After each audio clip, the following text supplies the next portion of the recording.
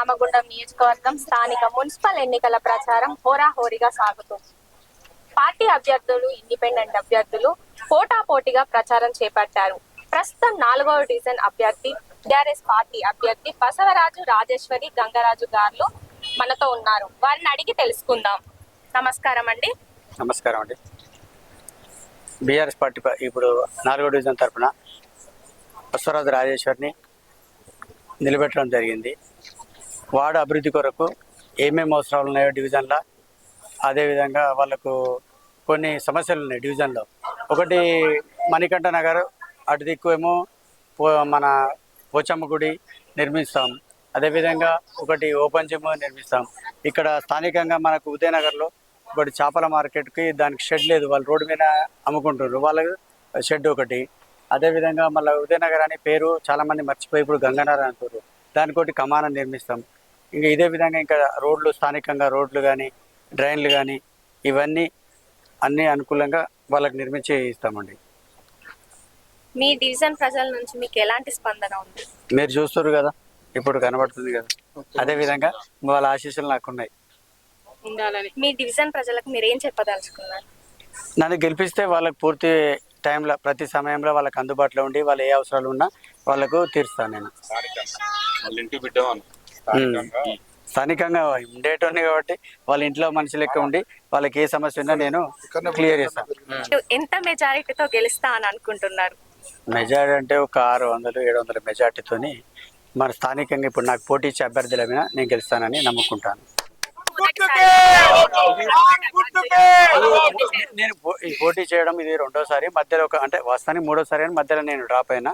2014లో పోటీ చేసి నేను స్వల్ప మెజార్టీతోనే ఓడిపోవడం జరిగింది. మళ్ళీ 2వసారి ఇక్కడ అంటే మా బీఆర్ఎస్లోనే నాకు టికెట్ రాకుండా వేరే వాళ్ళు పోటీ చేశారు.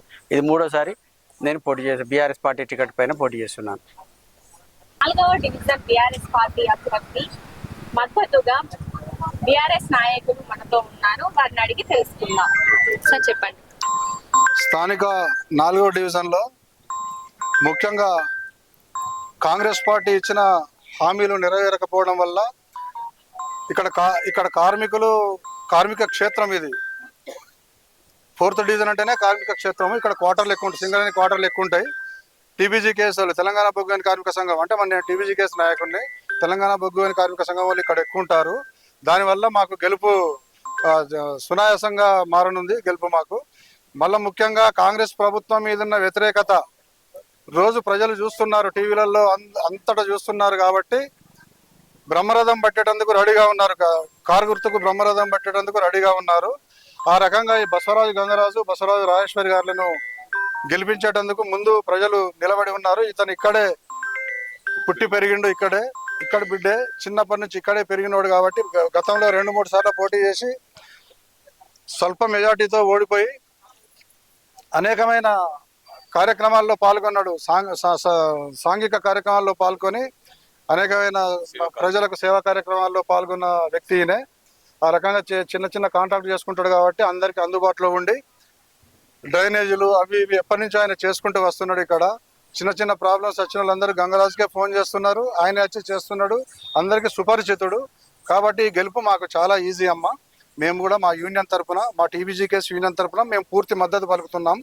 ఇక్కడ టీబీజీ కేసుకు సంబంధించిన కార్యకర్తలు, కార్మికులు ఎక్కువ సంఖ్యలో ఉండడం వల్ల ఈయనకు గెలుపు అనేది సునాయాసంగా మారింది అని మీకు తెలియజేస్తున్నాం.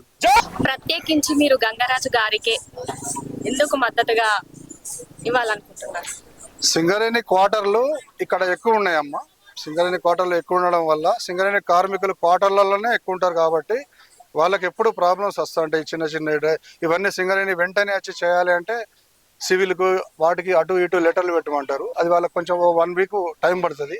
ఈ లోపు ఈయన కాంట్రాక్ట్ ఫీల్డ్లో ఉన్నాడు కాబట్టి ఈ లోపే వచ్చి ఈయన ప్రాబ్లం సాల్వ్ చేస్తున్నాడు. క్వార్టర్లలో కంపెనీ వచ్చే లోపే ఈయన ప్రాబ్లం సాల్వ్ చేస్తున్నాడు. కాబట్టి కార్మికులందరికీ నచ్చిండు, అందుకే చేద్దామని డిసైడ్ అయ్యిండు.